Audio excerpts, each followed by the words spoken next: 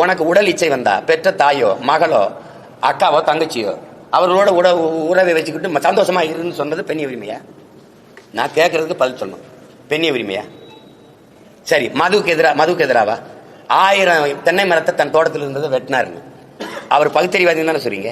நான் ஒரு விவசாயி, ஏன் தோப்புல கல் இறக்க அனுமதி இல்லை, இவ்வளவுதானே? அம்மா நீங்க சொல்லுங்க, இவ்வளவுதானே?